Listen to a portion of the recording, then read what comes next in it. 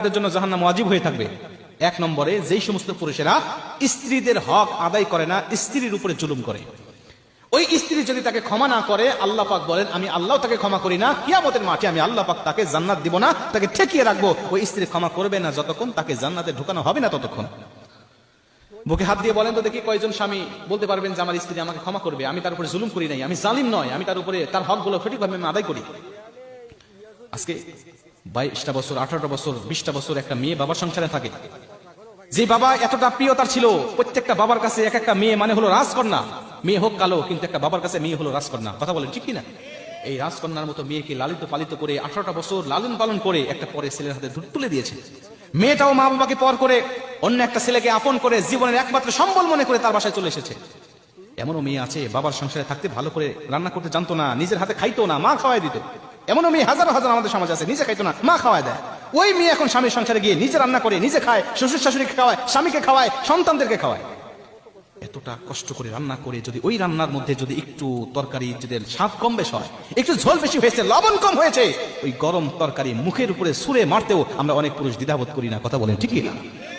ওকে আমি মানুষ মনে করতে পারি না, ওকে আমি মানুষ বলতেই পারি না। কয়েকদিন আগে পত্রিকায় দেখলাম তরকারিতে ঝোল বেশি হয়েছে, স্বামী গরম ঝোল তার মুখের মধ্যে দিয়ে মুখের চামড়াগুলো ফসকা ফেলে সঙ্গে সঙ্গে উঠে গিয়েছে। একটা মেয়ের শ্বশুর খারাপ হলে, শাশুড়ি খারাপ হলে কোনো আপত্তি নাই, অন্তরাত্রি বেলায় স্বামীর বুকের উপরে মাথা দিয়ে একটু আরামের ঘুম, প্রশান্তির ঘুম দিতে পারে। কিন্তু স্বামী যদি খারাপ হয়, ওই মেয়ের মতো দুঃখী মহিলা আসমানের নিচে জমিনের উপরে আর কেউ হতে পারে না। কথা বলেন ঠিক না? মুসলমান ভাইরা আমার, এর জন্য এই মহিলা, এই স্ত্রী যদি আপনাকে ক্ষমা না করে, কিয়ামতের মাঠেও আল্লাহ আপনাকে ক্ষমা করবে না, আল্লাহ আপনাকে জাহান্নামে দিয়ে দিবে। মুসলমান 2 নম্বরে ওই পুরুষদেরকে আল্লাহ পাক কখনোই ক্ষমা করবে না যেই পুরুষ মা বাবাকে ভাত দেয় না, মা বাবার হকগুলো আদায় করে না।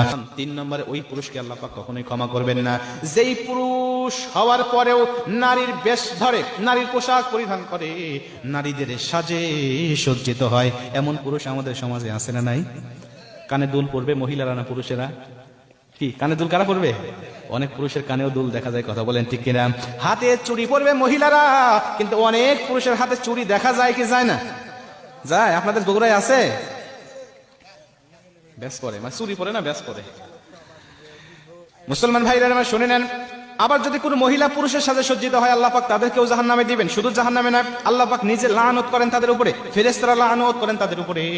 যারা পুরুষ হয়ে মেয়ের পোশাক পরিধান করে মেয়ের সাথে সজ্জিত হয়, অথবা যারা মেয়ে হয়ে পুরুষের সাথে সজ্জিত হয়, আমার আল্লাহ তাদেরকে কিয়ামতের মাঠে জাহান্নামে নিক্ষেপ করবে।